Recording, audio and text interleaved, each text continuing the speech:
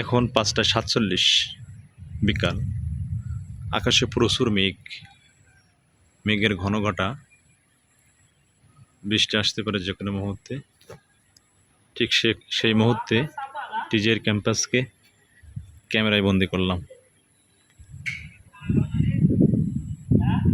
মানুষের পদচরণে মুখরিত হয়ে থাকতো আমাদের এই ক্যাম্পাস। ঈদুল আজহা উপলক্ষে ছুটিতে সবাই, আমাদের স্নেহের ছাত্ররা সবাই ছুটিতে গেছে, সম্মানিত স্যারেরাও চলে গেছেন। আমরা আজ নাইটে রওনা দেব ইনশাআল্লাহ।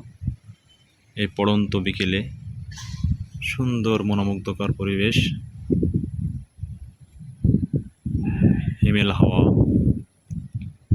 উপভোগ করার মতো।